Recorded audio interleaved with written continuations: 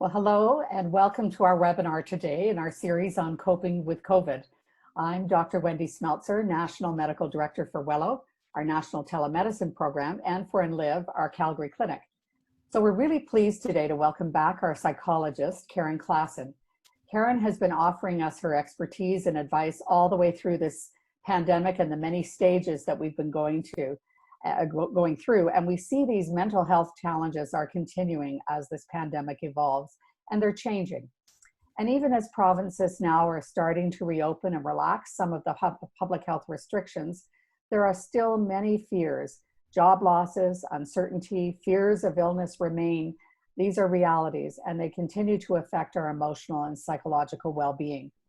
Dr. Theresa Tam, Canada's Chief Public Health Officer, issued a statement just 2 days ago expressing concern about the mental health of Canadians and the effect of COVID. She shared a study that took place last week that showed that almost 20% of Canadians still have symptoms consistent with moderate or severe anxiety. And the results also showed that more Canadians have increased their intake of alcohol and junk food since the beginning of this pandemic. So it's very timely today to have back Karin as she shares her knowledge on how to deal with these continuing and the evolving mental health challenges. So Karin is a registered psychologist who specializes in the treatment of stress in all its form, from life transitions, mood, personality disorders, addictions, chronic pain, and whatever other emotional dysregulation erupts through the course of our lives. And COVID has certainly contributed to this dysregulation for many. So Karin's focus today will be on mental health resiliency as we re-emerge and start to reopen. So I want to remind you just to submit any questions that you might have for Karin through the chat function of the webinar, and we'll do our best to have her answer questions at the end of her presentation. So thanks, Karin. I'll turn it over to you. Great. Just a second here. Sean, if you're listening, it says that I'm unable to start my video because the host has stopped it. So I think you have to turn my video on.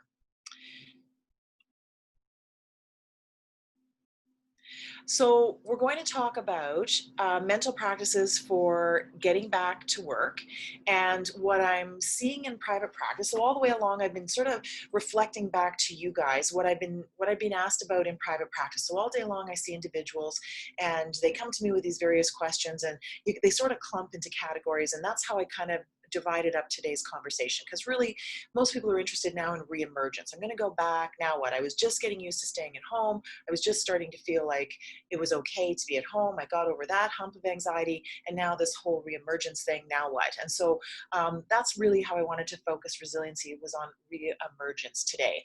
And I'm going to divide up the conversation into 4 categories: individuals, what we can do for ourselves as we re-emerge, how we interact with colleagues, leadership, because all of us, because we're part of so many dynamics, are part of leadership roles, whether it's with colleagues or whether we're supervising people.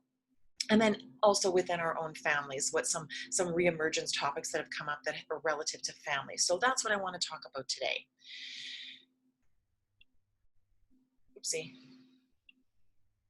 Okay, so individual. So you got to go back to work. You got the call. Maybe you're in the first wave, maybe you're in the second wave, and you're going to be having some feelings about this, and your anxiety might come up. Some mental practices for getting back to work is you want to cope ahead. You want to imagine that you're going to go through it. You want to think about it, and you want to kind of cope ahead for it. And one of the things to do is to remember how to stay in the moment. Avoid catastrophizing as much as possible. So we know that we're going to go into work and we're going to be like, oh, what if I meet somebody in the elevator? Oh, what if, all that what if stuff. Remember, our brain goes to all these places, makes up a bunch of stuff. And when we do that, we go into fight or flight as if that stuff is true. So we want to just release that. However, all that what if stuff, we want to release all that. And having decided we're going back to work, we want to stay in the moment as much as possible, avoid catastrophizing. As soon as you feel yourself start to drift, you want to let it go like clouds in the sky, or stick it on an ice floe and let it go, and get right back into the moment. Drink your coffee, drink your soda, pay attention to how your body feels in your chair. Whatever mindfulness skill that you've been practicing while you've been home, you want to bring it in so that you can totally get grounded and get kind of in the moment. So bring your mindfulness skills to work and know that you're going to be doing those. You want to keep your body together, because we think that where our brain goes, our body has to follow. But actually, I can take my body's the vehicle. I can actually drive my body in a direction that I want my brain to follow. So that means that your body's the vehicle. That's the thing that's going to carry you safely and calmly through your re-emergence and get through the anxiety. And so you want to, again, take as good a care as possible of your body. That means sleep, nutrition, exercise. You want to be really good about taking care of your body, because where your body goes, your brain will follow. It's counterintuitive, I know. We think our brain goes somewhere. We think we have no choice, but we completely have a choice. If my brain is going somewhere I don't want to go, I can move my body somewhere else and my brain will join me. I know it's a weird thing to think about, but your body is your vehicle. You got to take really good care of that. One of the big things when we go back to work is practicing non-judgmental thinking, because what we're seeing is that the herd is kind of separating. So we've got some people who think, oh, it's too early to go back, we should stay home. They were still in so much danger. This is about the economy. Who cares about the economy? So we've got those people, and then we got the people who are saying, come on, we got to get back to work. This is ridiculous. This is, then as many people die of the flu. So we've kind of got the two camps going on. And what we really want to do is start to really try to think dialectically. And dialectically means that two things can be true at the same time, even when they seem to be polar opposites. So if I'm one of those people who goes, oh, I'm too scared to go to work, I think it's too soon, I don't want to, I'm looking after my parents, my kids, I'm being really protective, I don't want to go back to work, that's true for me. And then the person who goes, I'm going to go back to work, I'm ready to go back, I don't need to wear a mask, I'm not touching my face, I'm using hand sanitizer, I'm good. They don't have to be wrong for you to be right. And for them to be right, you don't have to be wrong. So both things can be true at the same time without being completely opposite. So many things can be true at the same time. So we want to make sure that we're not being judgmental or thinking that it's criticism. If somebody doesn't wear a mask or is eager to go back to work and is jumping into the re-emergence and we're not, we don't take it personally. Don't take it as implied criticism. We're all where we need to be in that moment, and whatever we're living, those are the things that are true for us in that moment. And we don't have to be wrong for them to be right. So you really want to think about dialectical thinking. Dialectical thinking is going to come up a lot in this presentation. That herd will eventually come together. So the herd is separating, but a sociologist will tell you that, because when we live in a society, we like to live together with the same rules. So ultimately, everybody kind of gets back to the same place, and most people will do the same thing at the same time. So we'll get back to the same place. But right now, we have the kind of separation of the herd, and it's a tension that we don't like in society. So kind of recognizing that this is what's happening and just being true to what you need to do and trying not to be judgmental about other people. Next slide. Okay, so when we go back to the workplace, we're going to want to express our anxieties. We're going to want to talk about our experiences, and we're going to want to talk about how fearful we are. And I think the difference here is that when we talk about stuff and we create that mindset, then our brain believes that it's true. So when we talk a lot about anxiety, our brain tends to go, okay, here's some anxiety, and it will give us back the direction that we're sending it in. So it's important to remember that when we're in front of other people, that how we express ourselves is going to have an effect on them, because we're a communal species, so we can't help it. We get this off other people. And so when we talk about anxiety all the time, as much as it's a dialectic, we want to be able to express ourselves, we want to be able to talk about the anxiety, and we want to be able to move forward with a more positive headspace. So kind of if we're always talking in anxious terms and always talking about our worries and our concerns, then we're going to be stuck there. So we want to move forward. So try to use positive self-talk. Try to reassure yourself that things are fine. This isn't to say that we're repressing the anxiety, but we're maybe bracketing it out of the day so that it doesn't bleed into everything and affect everyone around us and everybody's anxiety around us affecting us. We'll get by osmosis anxiety from other people. And so we want to really be careful and make sure that we're kind of like managing ourselves in a way that doesn't pass on our distress to other people. So if I am really distressed about something and really anxious about something, and I tell all my work colleagues about this, I might feel relief from having expressed it, but all I've done is pass that distress on to them for them to absorb. So we want to be really careful both about ourselves and about how much we're getting from other people. So we want to avoid negative talk in front of other people. Doesn't help. It does not help. So we want to avoid negative talk in front of other people, but also know how to stop negative talk when it's around you if you're starting to feel yourself affected. If you get a visceral response, you're starting to feel a response in your body because you're hearing all this conversation about it, well, first of all, you can leave. Like if it's part of you can just excuse yourself, you can leave and put yourself in a more positive headspace. But you can also practice a script that you can say to somebody. So I have a colleague who's super anxious and just wants to talk all the time about her anxiety, and I just get drawn right into it. So I just say to her, you know what, I just have to stop you right there because I'm working really hard myself to maintain a really positive outlook.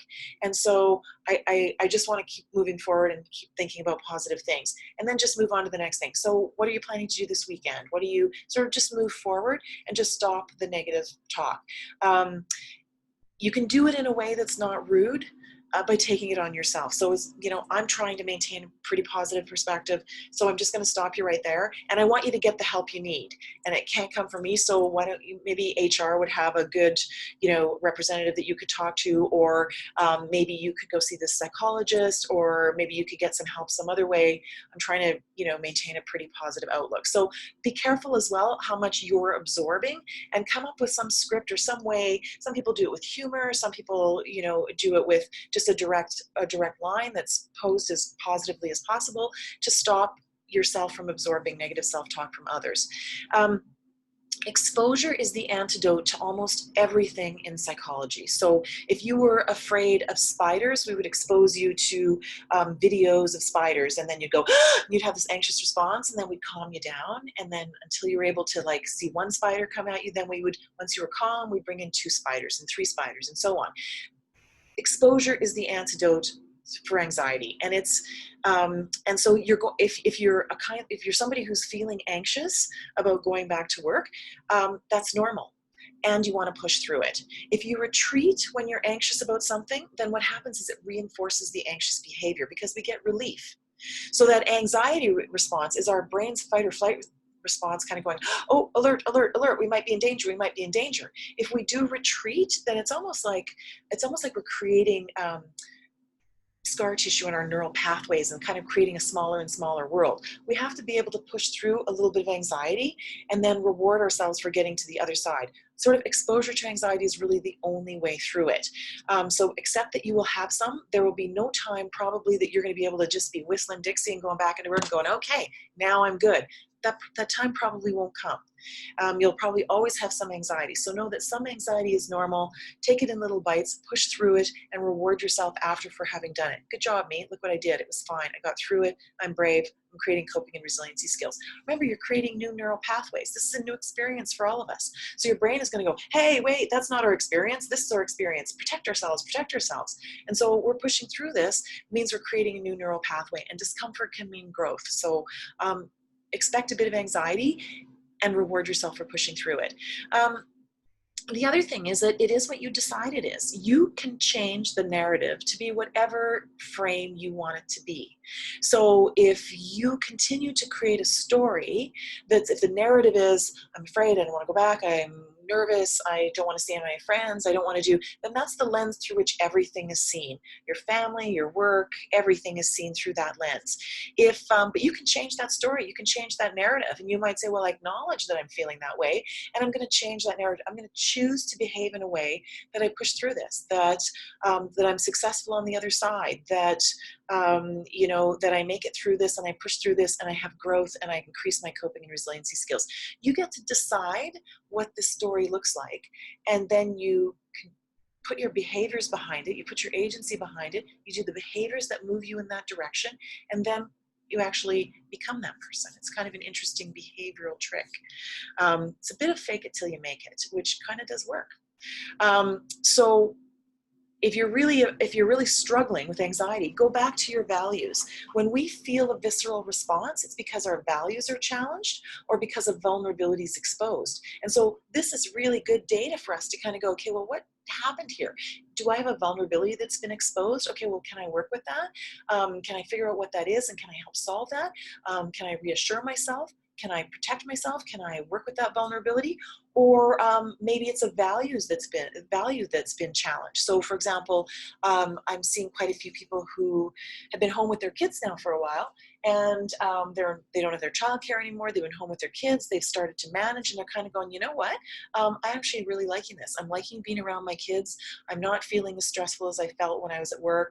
Our life is a lot easier without the nanny and all of this. I think maybe the thought of going back to work may not be so much about exposure to COVID. It may be that, you know what, now this value of this importance of being at home is now being challenged. So it can be really good information for us to figure out what's kind of going on. Next slide. Okay, so too much information. So just like when COVID started and we were hearing the story about every single person who got it, and, you know, the relatives of everybody in the home who got the, you know, who died from COVID, terrible, terrible stories. And we heard from all the family members, and we heard all this, and it just gets so magnified.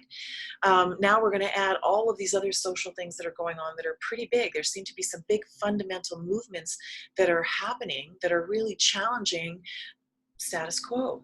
And so a lot of things are kind of up in the air. And so we're going to be getting that by the media. We're going to be getting worst case scenarios. We're going to be getting vivid imagery from all over the world that supports that. And it's really going to hype what's going on around us. And so you want to really be careful about the media, not only that you're exposed to, but that your family's exposed to. So even radio going on in the background, or conversations that happen, we can get anxiety just by osmosis in the media. And so you want to be careful. Select your resources. We've talked about this in the past, but limit the resources you use. Pick the ones that you know are valuable, that are trustworthy. Use those. Check in twice a day, and then drop it, and then get out of there. Avoid social media.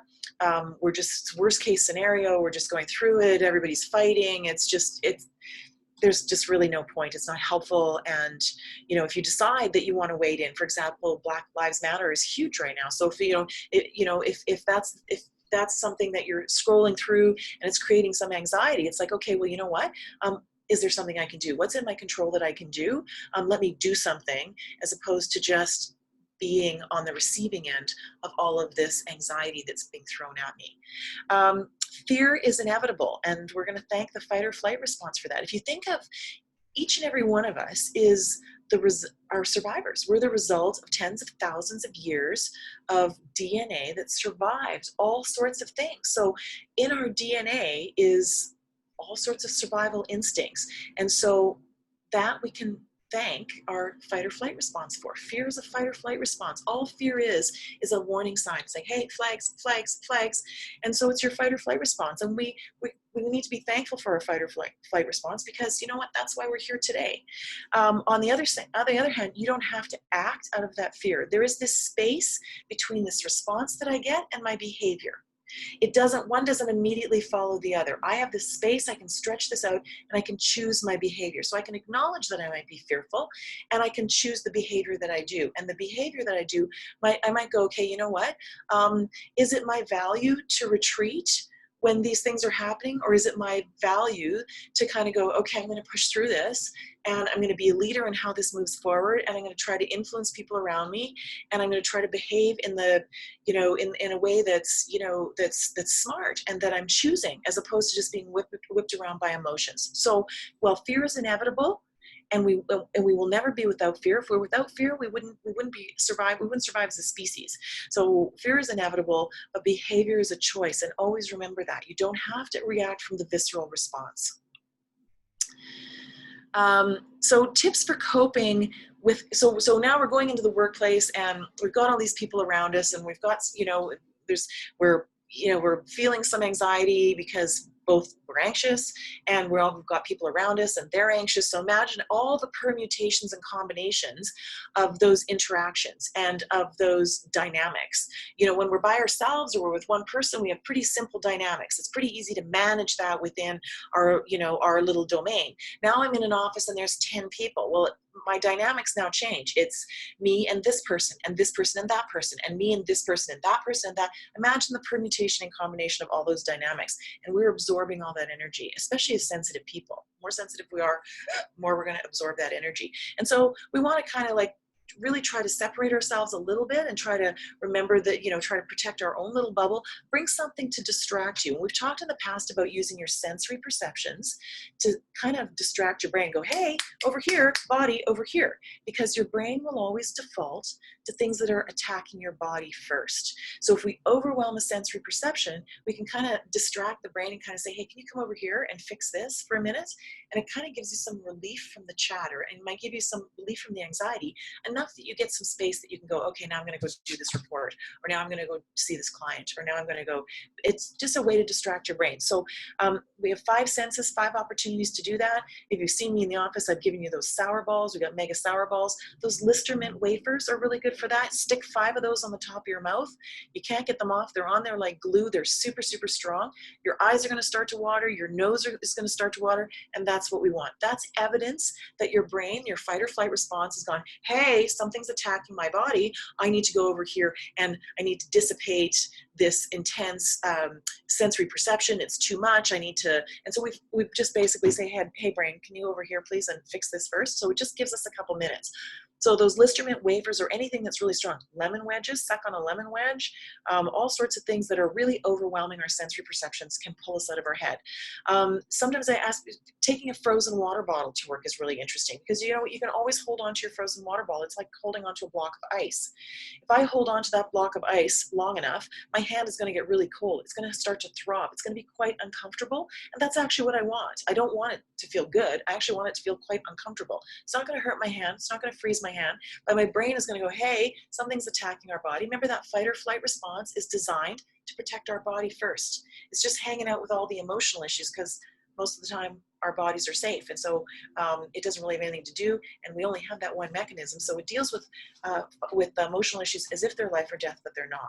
And so when we can use our body, our behavior, to kind of go, hey, can I just distract you? Could you just like abandon the anxiety stuff, and could you come over here and warm my hand up? And you'll feel your brain do that. You can actually pay attention and feel your brain do that. You want to practice some of those things. Bring earphones with a playlist or your meditation app. Again, I got something in my ears. You know what? I'm totally internalizing. I'm hearing I'm overwhelming that sensory perception, and my brain must pay attention to the loudest sensory perception. It can't ignore it. All day long, your brain takes in all the stuff from all your sensory perceptions, takes in all the information, and then your brain decides selectively what it's going to pay attention to. But if you give it something that's overwhelming, it must pay attention to that. That's its job. So that's what we're kind of trying to do there. You can engage a muscle group in your body to eat up the adrenaline. When we go into fight or flight, we get full of adrenaline and cortisol. Our biochemistry actually changes, and we get this kind of twitch response. And your muscles fill with lactic acid, so that if a car jumps the curb, I can jump 10 feet in the air. So I actually have this stuff flowing through my body and in my muscles, and I want to squeeze it out of my muscles. So if I think of that, if I kind of go, okay, my anxiety's kind of up a little bit, if my anxiety's up, I'm in fight or flight. That means I want to get rid of this adrenaline and cortisol so that I can calm myself back down. So if I engage a muscle group, that really helps. I can squeeze my toes, squeeze my thighs, squeeze my arms, do that paired muscle relaxation all the way up my body and all the way down. And I can actually feel the relief as this lactic acid is pushed out of my muscles. If you engage your thigh muscles, that's your largest muscle group in your body, you can burn that adrenaline and cortisol really quickly. If I go do a wall squat, in 2 minutes, I have no more adrenaline and cortisol in my body, because my thighs need it to keep me upright. Lunges work really well, even standing in tree pose. Anything like that where I'm giving my body a challenge, I'm actually deflecting that fight or flight response, and it's going to eat up that adrenaline and cortisol. You want to be aware of your body language. So if I go into the office and I'm grimacing and I'm like, ooh, what are we, my colleagues are going to read this and they're going to feel this. 95% of communication that happens is through subconscious means. So it's not even about the verbal things that we say. Pay attention to your body. Shake it out. Adopt a relaxed position. Be open. If you do that, your mood will join you. So again, this is using my body to behave in a way that I would like to be. I feel anxious. I feel uptight. I feel anxious. I don't feel calm and relaxed. But you know what? I'm just going to shake it off. I'm going to loosen it up. I'm just going to take some deep breaths. I'm going to lower my voice. I'm going to slow my voice down. And guess what happens when I do that? My mood joins me. My brain joins me. It goes, okay, I guess we're calm. So you can actually wear this and influence your colleagues around you by how your body language is. Understand the dynamic. You have the power to make people around you feel good or bad. Everybody, we have mirroring genes. If I behave in a way that's anxious, they're going to mirror me and they're going to be anxious, just like I'm going to mirror them. So one of us has to step out of there and kind of go, okay, you know what? I'm paying attention to this. There's no point in this. No point in bringing up the anxiety level. If I behave in a way that's confident or even semi-confident and just kind of loose and relaxed, I'm not lying about anything. I'm just trying to be calm. You can watch the other person be calm around you. So be careful of what you say, be careful about your body language, how you behave will affect those other people around you. And you can also choose freeze. Your fight or flight response is going to go up. You don't have to react in the moment. Choose freeze. Freeze is a fight or flight response. Think about the deer in the headlights. If I and I just get this and I just want to snap or I just want to say something, I can choose to do nothing. I can freeze and that urge will go through me like a wave and dissipate. You don't have to respond in the moment. So you can actually practice choosing freeze. And it's a real huge skill because it means we're not going to snap, it means we're not going to say anything, we're not going to do something rash. And that's what we're trying to do. We're trying not to react in the moment so that we have choice about how we want that transaction to go. Because our behavior will have consequences. Sorry, you guys, if you're seeing my notes come in. Know where to send. So when we're dealing with colleagues, and remember I said, if one of my colleagues really needs to talk and I just got to say, you know what, I just got to stop you because I'm trying to balance myself and keep myself up. So I can't help you. But you know what? I know where the mental health resources are for my company. So everybody know what your mental health resources are within your company. Who is your designated employee assistance program? What are the resources that are available to you? So you're not just saying, oh, shut up and go away. That's not what we want to give the impression. So you know what? I want you to be helped by a professional. And I don't think that I can give you that. So you know what? Here's the resources.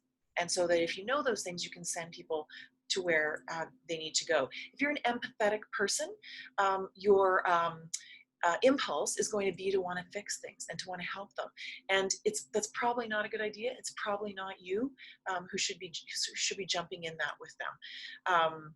You probably want to maintain some distance so that you can manage your own response.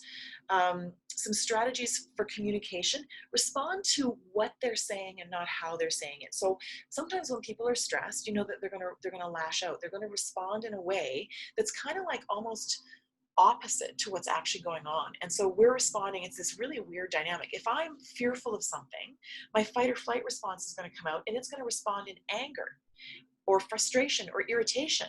And so now the person on the receiving end is going to see the anger and the frustration and the irritation, but that's a response. That's not actually what's going on with the person. So if you're starting to manage your own feelings and your own responses, when somebody else is over responding, try and see what's behind that and see if you can respond to that instead of how they're saying it. So they may be saying something in anger when really what they're talking about is fear.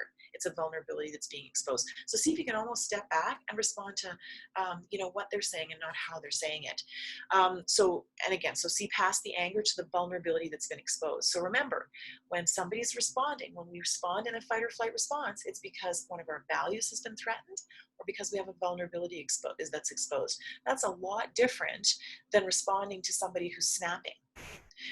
Lots of people are reporting rages, in the car parking lot, at the mall, people snapping at each other and being, in my neighborhood, somebody pushed somebody in the dog park. It's almost like it's a bit of free for all. It's like Lord of the Flies out there. Nobody really knows how to behave and everybody's pretty stressed.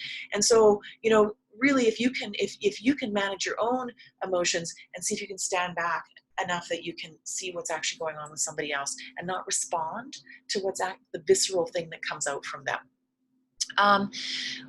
Compassion as opposed to empathy. I've talked about this before, and I'm going to credit Elizabeth Gilbert with this because this was, I think, her concept, and I think it's a really good one. If we're sensitive people, we're compassionate people, we're going to respond. Of course, we're going to listen. People are going to come to us, they're going to talk to us, and we're going to want to listen. And so there's a difference between compassion and empathy. In empathy, we're actually feeling their pain. And that can be very dangerous because we're kind of jumping in the pool with them. And now we have two victims. It's going to be difficult enough for a lot of people to manage our own emotional response. And so we want to be compassionate and sort of understand and hear them and validate what's going on with them without actually jumping in and feeling it. When you feel your own fight or flight response, you got to get a shield up there so that you're not jumping in with them, because then nobody's really helped. So you want to validate without really fixing, because you can't really fix. So you want to validate their fears as much as you feel that you can without going into fight or flight yourself. I can see that you feel really passionate about that. That seems like it's really difficult for you. It sounds like you're really struggling with that. Our EAP has some great mental health resources. Just to kind of like acknowledge it without jumping in and try to fix it. Oh, have you tried this childcare? Oh, well, I have a nanny who can try not to get in there and fix things. That's not your problem. You're going to be managing your own stuff. You can validate without sort of jumping in and becoming a victim and wearing their distress as well. This is a huge opportunity for us to practice a skill that we sometimes don't get a lot of chance to practice, and that's the skill of grace. I raised two boys. They're 24, 26 now, and I used to tell them that of all the girls, faith, hope, charity, grace is the hardest to achieve. It's really taking one for the team. It's really seeing that someone is struggling and saving them from themselves. So if I have a colleague that is just going, I'm just going to quit. I just don't care. I'm just going to quit. Can I somehow buffer that and save them from doing something rash so that they don't make things worse for themselves, that they're going to second guess later. People around you are going to react to stress in all sorts of ways. And if we can save somebody from themselves, hopefully somebody will do it for us someday. So to have the grace not to react as if something's personal. So if somebody rips a strip off me and, to have the grace to say, to later when they say, oh, I'm really sorry about that, not to say, listen, you said things you can't take back. That was really mean. Like, I don't like you anymore. As opposed to that, it's like, yeah, you know what? No problem. We're all dealing with stress. It's done. It's over. Forget it. It's gone. Sticking it on an ice floe, off it goes. How can we get you some help? So if you can take one for the team, if you can demonstrate grace, it is the most amazing feeling to be able to do that. And somebody will save you from yourself someday. So it's kind of a really cool skill to kind of play with and kind of try. Leadership. So all of us in some way are leaders to other people. We may be in supervisory roles, or it may be that we're, even if we're within, say I'm in a pool of 5 receptionists or 5 therapists, or, and maybe even we're all equal, even within groups, there's hierarchies. And some people are leaders and people will follow your behavior. Even people who aren't leaders, actually, people will follow your behavior. But some people are kind of more outgoing and are more naturally leaders within your group, and you know who you are, whether it's a formal leadership position or whether you're kind of a leader in your group, remember that you've got some power there. You've got some power to influence how that whole school of fish goes. And part of that is sticking to the plan. Your company will have some sort of plan for return to work, and there'll be lots of second guessing, and people will be jumping in, and how come she gets to go back and I have to stay at home? And some people will go, well, I have to stay at home, or I want to stay at home and now I have to go back in. All sorts of like petty little weird jealousy things seem to be popping up. I'm noticing in individual sessions where people are kind of going, well, how come she got assigned to that project and I didn't, and now I'm still at home and she's at work? Or somebody says, well, how come she gets to stay at home and I have to go back to work? So there's all these things that are happening, and you're going to hear all that chatter, and you have the opportunity to kind of go, you know what, we're going to stick to the plan. We're rolling this out. This is how it's going to happen. Everything will fall into place. Everybody's learning what we're trying to do. The company's trying to figure out how we're going to get back in a safe way. So how you respond in those moments. So stick to the plan. There will be a plan in your company. Don't challenge it. Just try to join them. The whole is worth more than the sum of its parts. If you do things together as a unit, you're going to be far better to get through this than to have a whole bunch of little individual things happening. So try to stick to the plan. There will be a plan. There will be a re-emergence plan. Try to stick to it as much as possible. And remember that it's not about you. All the little stuff, the jealousies, the things, why this, why not that, why her and why not me, why not my department, all of that stuff, it's not about you. This company's trying to survive. It's trying to roll out. Try to depersonalize as much as possible. Your actions are going to be modeled. So how you behave, how you respond to something, even if something seems stupid, even if something is stupid. And even if, nobody's perfect, companies aren't perfect, there's going to be mistakes. How you respond to that. Do you jump all over it? Do you kind of go, okay, let's just stand back and let it play out here for a little bit and see how it goes? So remember, your actions will be modeled all the time. We influence people all the time. So if we can behave in a way that supports our values, maybe those values are to be strong and get through this, and show some leadership and show some skills. This is a real opportunity to do that and to actually almost create that neural pathway for ourselves. Touch base frequently with your colleagues in ways that are productive. So for example, in some companies, people are kind of going, okay, well, you know what, in the lunch hour between 12 and 1, that's when we're going to talk about our COVID concerns. We're going to bracket this out of the day so it doesn't consume the whole day. But between 12 and 1, we're going to have a town hall in the lunchroom. That's where everybody gets to talk about their feelings. So you want to touch base frequently, or touch base with your supervisor and say, you know what, this is what I'm noticing. This is what, are we flowing the course? Is this how it should be going? What's happening here? Be in touch with your supervisors. Let them know what you're seeing, what you're feeling from the ground. Reconnect with them so that you kind of get on the same page again about how the company's moving forward and what's happening with that. So touch base frequently, and have an emergency plan for when you're losing it. Like, we're not always going to be on the top of our game, and sometimes things are going to trigger for us, and we can be the most solid person getting through this using our coping and resiliency plans, and we still might get triggered, and something might happen where we go, oh, you know what, we're going to say something or do something or whatever. If you can team up with somebody, have a buddy system where, and work out some sort of code name. Like we use in couples therapy, we use the skill called Red Rover. Remember that game? And where you link arms, and how we do that in couples therapy is, it's like, okay, when one person is feeling like they're not supported, all they have to do is say the words Red Rover. And Red Rover means, I need your unconditional support right now. Don't question me, don't ask me, just be here with me. And we can do that with friends. I mean, I have some friends where, it's like, we talk a lot and whatever, but if I'm in trouble, I'm going to Red Rover my girlfriend. And she knows when I Red Rover her, she knows, okay, we're touching base. It's important. It means because I feel like my suds is going up, and I feel like I need to have a connection. I need that strong bond. So think about a buddy within your group, and you can Red Rover it with them, or Red Rover it with all of your colleagues. You can sit down and kind of go, okay, if anybody notices that they're in, having a particularly stressful day, Red Rover it. We'll all be there for you. You just need to let us know kind of where you're at. So Red Rover is a really interesting way to kind of team up with your colleagues and just kind of acknowledge it without having to have it go through the whole day. Next slide, families. Okay, so we're almost near the end. So we've talked about individuals and going back to work and some strategies you can do to kind of get back to work and kind of keep your head in the game. We've talked about some things that you might be feeling from colleagues and how you can manage your colleagues and your interactions with colleagues. We've talked about leadership within a role and about hierarchy and about how you can manage maybe in some ways there. But at the end of the day, you're going to go back and there's your family, there's your people, there's your tribe. These are the people right around you.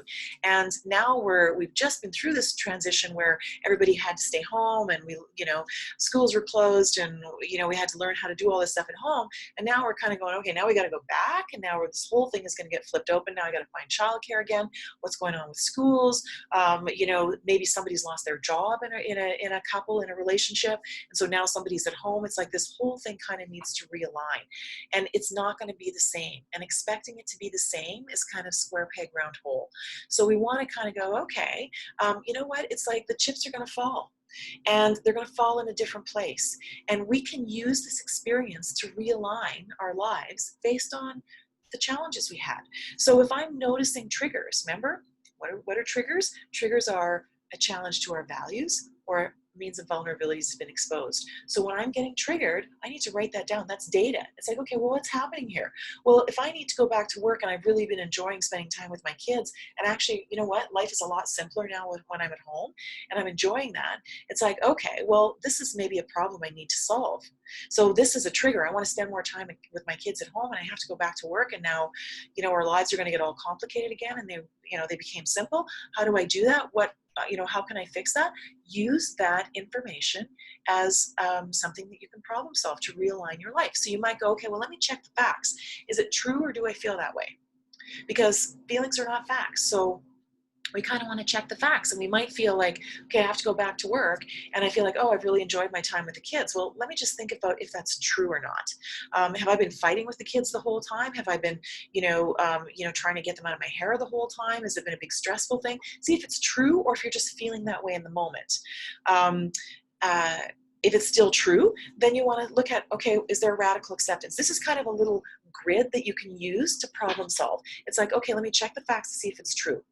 Then I want to decide if I need to radically accept something. So if I have to work, I have to radically accept, maybe I don't like that. I may wish I didn't have to work, but if I have to work and I have to go back to work, then you know what? I have to radically accept that. And so I am going to have to go back to work. So even though I'm feeling like I might miss my kids or I've enjoyed this time, I have to radically accept I'm going to go back to work. So how do I problem solve so I'm spending that time with my kids again? Maybe it means that they're not in as many teams as they were before. Maybe it means that we're forcing a family dinner every night where we used to scatter and be in front of the TV. There are lots of ways to fulfill that value that's been challenged without quitting the job, for example. So that's just one example. But if you use these things as a way, you can use them as a way to realign. I know a lot of couples are finding that, now that they're in these really close quarters, it magnifies everything that's going on. So, okay, well, that's a time to actually look at those situations and kind of go, okay, here were the 4 things that were really bugging us this time around. How do we fix these things? Were they true, or were they just specific to this circumstance and they won't happen again? Or are they saying something about our relationship? Are they things that I have to radically accept?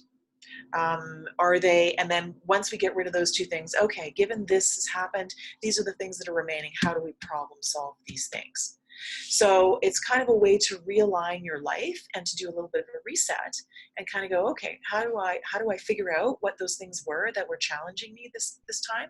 And then how do I realign those things? Because, it's like, this thing has a diurnal force, and I think of it like the wheel of fortune.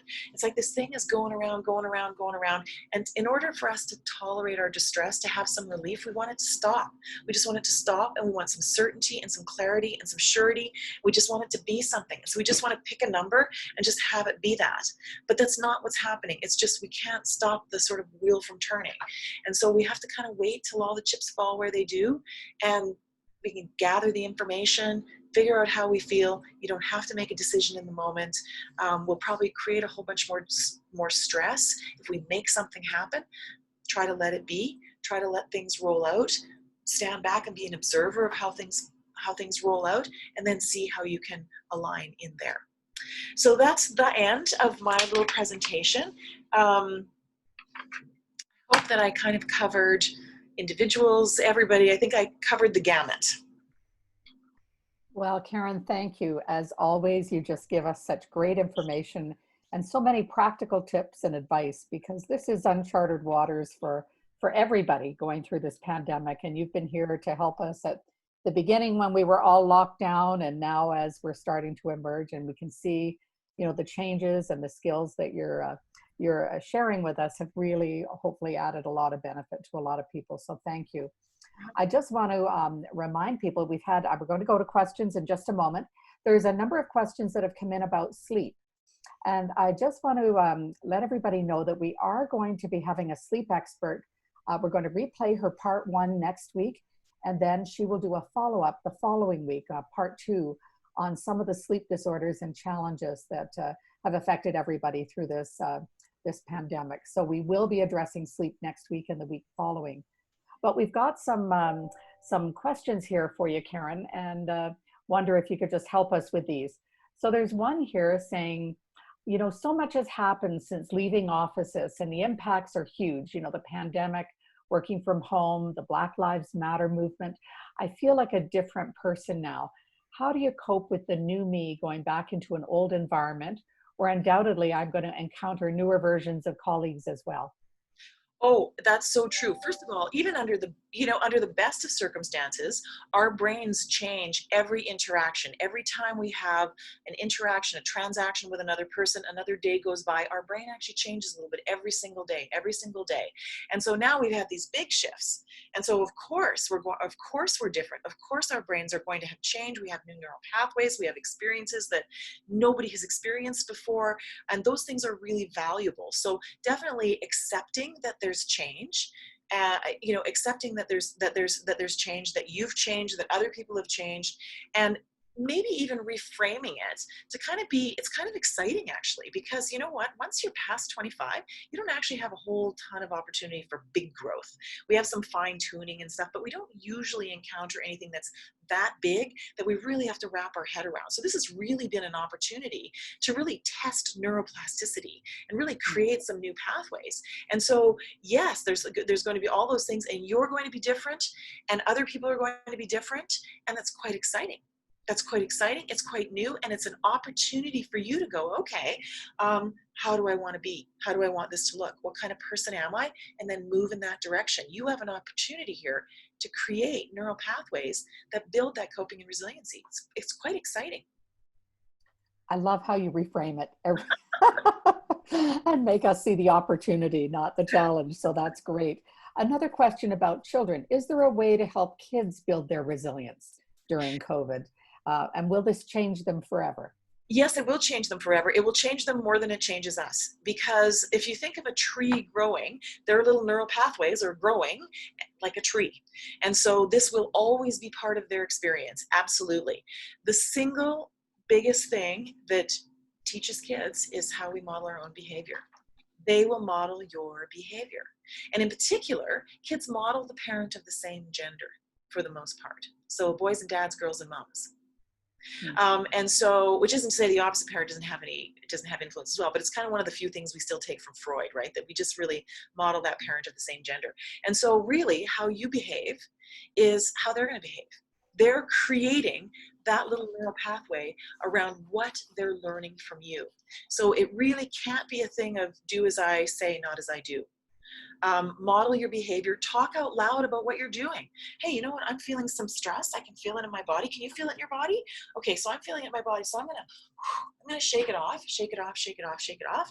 And I'm gonna think about all the happy things I can do and all the safe things. Okay, so you can also be open about your process with your kids. You won't be teaching them how to have anxiety. You'll be teaching them how to relieve themselves of anxiety. That whole thing about self-soothing skills, etc. Hey, that self-soothing and self-soothing in a healthy way, right? Self-soothing with chips, self-soothing with red wine, self-soothing with hurling frying pan. Like, this is not self-soothing that you want your child to model your behavior. Self-soothing, okay, I'm feeling some stress. Let's go for a walk and burn this off. I'm feeling some stress. Let's go pet the dog and cuddle the dog. So you want to self-soothe in a way that's, healthy. Absolutely. Another question, Karin. about the importance of taking vacation or time off, but there's no typical vacations right now. And while we're working from home and having to cope with job losses and maybe layoffs for yourself and your family, your friends, what do you recommend?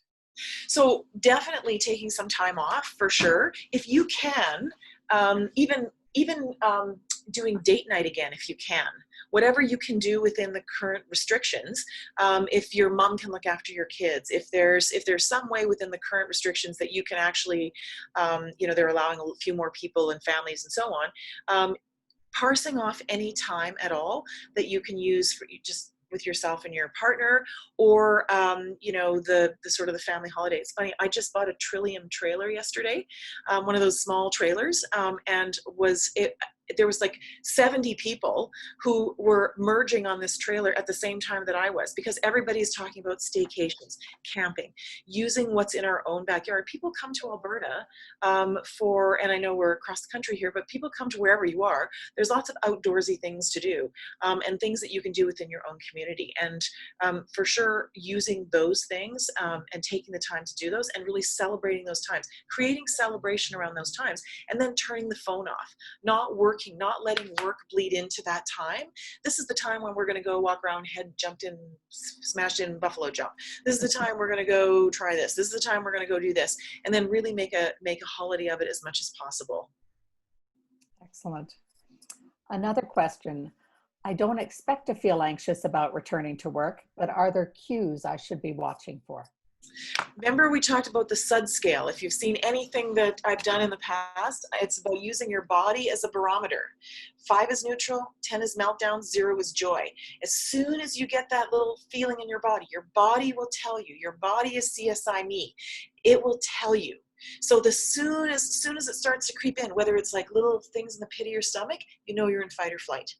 Fight or flight is an on or off switch. It's a gate control theory. Open, we're in fight or flight. We may not feel like we may not consider it fight or flight when we just get a little tinge of something, a little sense of something. We might not consider it fight or flight, but we are in fight or flight. We just have coping and resiliency skills that save us until we're at 7 or 8 if 10 is meltdown, and then we think we go from 0 to 100. Pay attention to your body. The earlier you can cut in, the better. So the earlier, if I'm feeling like a little tinge, I get a little bit of like, or somebody said something and I just sort of felt a little bit of, I don't respond, I didn't lash out, I know that I'm in fight or flight, and fight or flight is a one-way street. It's going to go up. So what can I do to intervene to bring it down? We all have that pantry of endorphins, anticipation, looking forward to something, going back to a memory where we were on the beach and it was happy, looking at a photograph of our kids. Our brains create oxytocin, serotonin, dopamine, endorphins. We have like a veritable drug lab up there with happy chemicals that we can reach for deliberately to bring ourselves down. So what do I need to do if I start to feel myself crawling up? I might sing a happy song. I might listen to the Comedy Network. I might look at a picture of my kids. I might do a goofy dance. I mean, I might do anything. As ridiculous as it seems, that's not where my body feels. My brain is over here being anxious. I'm going to do something different with my body because my brain will join my body. The earlier I can cut in, the better. Deep breathing, the mint oil, anything that I can do to bring it back down. The goal is to be at 5 or 6. At 5 or 6, we have access to our prefrontal cortex. The higher we climb on that fight or flight response, the less access we have to that prefrontal cortex. And this is what we want. This is the smart part of our brain. This is the emotional part of our brain. Excellent. This is a little bit of a follow-up on the last one about children, and I think you've answered it a little bit right now in talking about for your own selves how to bring things down. But is modeling the only way to help kids build their resiliency? No. So, and I raise my own kids using DBT skills. So they're games that you can use to have kids pay attention to their fight or flight response, because we really want to grind them and we want to teach them those skills too. So there's modeling. In my family, we did all of the DBT games, all this coping and resiliency skill games. So we had a felt thermometer that was on the wall. 5 is neutral, 0 is happy, 10 is meltdown. And we had little icons. We created little icons out of felt that we did a little craft thing. And they were like happy, sad, glad. We had our little, all the different face things, and then all the different things that make us happy. Petting the dog, having a glass of milk, reading a book, and so there's lots of little games that we can do that actually integrate those behaviors into our family, so that we're all doing them. And it might be the sour ball. I mean, when my kids were teenagers and, things were just, seemed to be at a, things were always, could always be sort of a bit tense. We had a bin of those sour balls just sitting in our living room. And the minute that voices went up, sour ball. Anyone could call sour ball. That meant everyone in the house had to have a sour ball. So now we're all eating these sour balls. Totally calms down. Or kitchen dance party, dance it off. The minute the voices go up, right? Where's our suds? Okay, at 8, what do? We put on happy music in the kitchen and we have like a vigorous dance for 2 minutes, and then we're all back down. We're all kind of calmed down. So there's lots of little games that you can do, but they're behavioral as opposed to cognitive. Kids are not cognitive. Kids are behavioral. They're only cognitive after 25, and even then barely, right? So, right. So behavioral things are better. Okay, what are 5? Okay, we're feeling upset. What are 5 things we can do to make ourselves feel calm? How do we bring ourselves down on the barometer? So there's lots of games you can play. There's actually a couple of really good books, DBT Skills for Kids, if you look them up on Amazon, and it gives a lot of these behavioral games. Even like playing pickup sticks. If I play pickup sticks, then what do I have to do? I have to focus myself.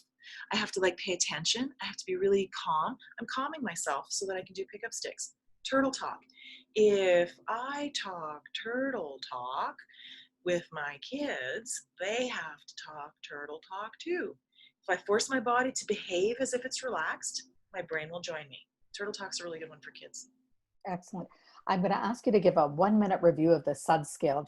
I know you've referred to it a couple of times, just in case somebody isn't familiar with it. And I know Sean just put up a slide to tell you, everybody in our webinar, where to find that. But maybe just a 1-minute review of the SUD scale so people know what you're talking about. SUD scale is subjective units of distress. So it's basically my emotional thermometer. 5 is neutral. 5 is just my normal everyday walking around. 10 is meltdown. 0 is my happiest day ever.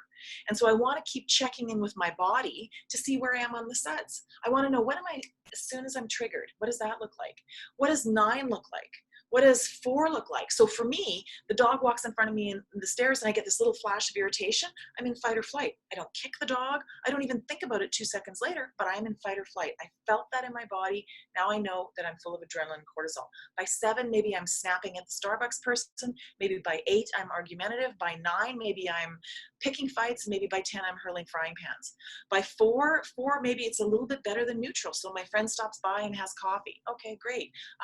Doesn't change my life, but she thought of me. She parked, she came up, we went for coffee. It was nice. 3, my son phones me and says, what's your meatloaf recipe? Oh my God, flooded with endorphins. By 2, maybe somebody sends me a note and says, that was a great session. I just love that. Thank you so much. That fills me with joy. So I'm getting endorphins from those things. And I always want to be checking in with my body, especially if you're someone who's sensitive. You'll have been told your whole life, you're so sensitive, don't be so sensitive. And so what happens is we ignore what's going on in our body until, guess what? Our coping and resiliency skills run out, and then we're 8 or 9 out of 10, and we're close to melting down. Well, actually, fight or flight doesn't work that way. It works, we're neutral, and then when we're at like 5.00001, we go into fight or flight. So a SUD scale is just kind of like paying attention to your body and kind of, is that 6? Is that 7? Is that 8? Because that helps you know, relative to that scale, what do I need to do? If I'm just 6, I can do some deep breathing. I don't need to do tree pose. I don't need to do a wall squat at 6. By 8, I need to do a wall squat. So it's kind of like measuring it for myself so that I know what skills I can use. Excellent. 2 questions came in about, where do I find a list of these games for children that you just spoke about? You can just Google DBT Skills for Kids. So there, if you Google that, you'll get some individual stuff. And there's one book that's really good on Amazon. It's called DBT for Schools. And it's basically DBT for kids. So really any of those behavioral things, I think I should write that book, because there should be a DBT games for kids. It should be, absolutely. I'm going to write that book, because really anything that requires them to focus, whether it's, in my office, I have a box with, monkeys, those barrel of monkeys. If a kid has to take a barrel, actually if a grown-up has to take a monkey and pick up another monkey, pick up another monkey, and pick up another monkey, are they thinking about whatever caught them emotionally upset? They're not. So what are we doing? We're getting them to calm down. Their SUDS is decreasing because they're focused on this. Brain, over here, pay attention to picking up monkeys. I'm focusing on this. I got to control my hands, which means I got to control my breathing. Calming down. Now that I'm calm, I have access to my prefrontal cortex, and we can solve the problem. Excellent. And another one about just how do I stay motivated and stay on task? So besides barrel of monkeys, how can I motivate and focus? So motivation is so interesting because we are getting all this fMRI data now, which is, just even 5 or 10 years old. It really changes how we think about motivation. So there's a lot of study about what motivation looks like, because you can imagine, we can read the brain now. If we could come up with a formula for motivation, how great would that be? Unfortunately, it's kind of like the same old boring thing. So we used to think that I'm motivated to do something, I do the behavior, and then there's a consequence to the behavior. And we now know that behavior precedes motivation. Bust a move. You want to be motivated? Do something. Move the smallest possible increment in that direction of what you want to do. You don't have to take on the whole thing, just the smallest possible increment, and your brain will go, oh, that's good. Yeah, I put my, okay, I didn't want to do my taxes, but you know what? I just put the file in front of me. I just put the file on the table. That's all I did. Didn't do my taxes, just put the file on the table. My brain's going to go, okay, good job, you. That's what I get. Excellent. From endorphins. I get endorphins. So behavior is motivation. Bust a move. Love all your tips. So thank you again, Karin. So that concludes our webinar today. We're just going to put an appeal out. We'd love to hear from you, all our attendees, on any topics you'd like to see covered for future webinars. We're moving into new stages in this pandemic, and please email us at covid19@wello.ca. A reminder, I know it's difficult to continue social distancing, wearing masks and hand washing, all those things that we've been talking about from day one. But as we move into this reopening stage, it's really important, and know that your actions do make a difference. So thanks for being with us today. Remember to share positive images and thoughts on #Wello Community. Stay safe, and we hope to have you return next week about sleep. Thanks so much. Bye-bye. Bye, everyone.